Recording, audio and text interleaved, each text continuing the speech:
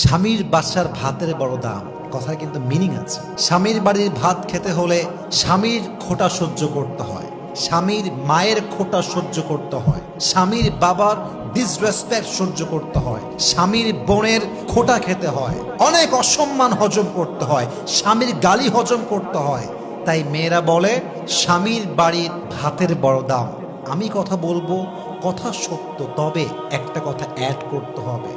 যদি আপনার স্বামীর বাড়ির ভাতের দাম এত বেশি মনে হয়, তবে মাথায় রাখবেন বিয়ের পরে স্বামীর বাড়ির ভাতের দাম যে পরিমাণ বেশি, আপনার নিজের বাপের ঘরের ভাতের দাম তার চেয়ে বেশি।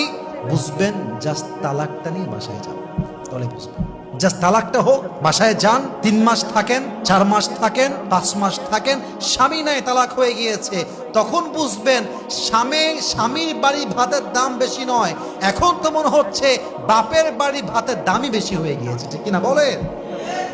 একজন তালাকপ্রাপ্ত মেয়ে লিখেছে, যদি একবার সুযোগ পেতাম, একবার চান্স পেতাম, বাপের বাসা ছাড়তাম, আজীবন লাথি খাই, গুতা খাই, অসম্মান খাই, স্বামীর ঘরে বসতাম, স্বামীর ঘরে বাঁচতাম। তালাকপ্রাপ্ত মেয়ের কথা এটা।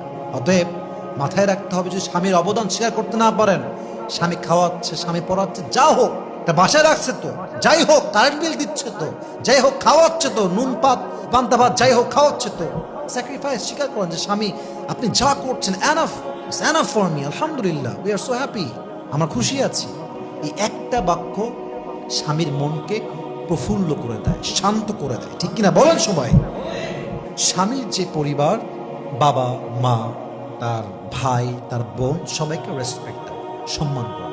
এখন অনেক মেয়ে আমাকে কমপ্লেন করে যে হুজুর, আমি আমার শ্বশুরকে ভালোবাসি, শাশুড়িকেও ভালোবাসি, কিন্তু তারা আমাকে দেখলেই পরের মতো আচরণ করে, কথাবার্তা খুব খুব ক্রিটিসাইজ করে বলে, বাজে বাজে কথা বলে, আমি তো হজম করতে পারি না।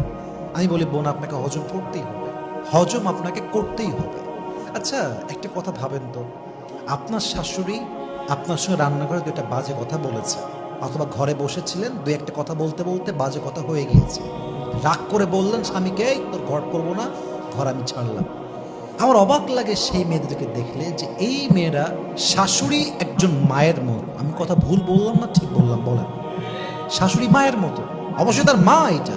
আচ্ছা, এই শাশুড়ির সঙ্গে ঝগড়া হইল বলে আপনি ঘর ছাড়লেন, আপনি যে বাসায় গেলেন, আপনি তো মিয়া মায়ের সঙ্গে প্রত্যেকদিন উঠতে বসতে ঝগড়া করেন।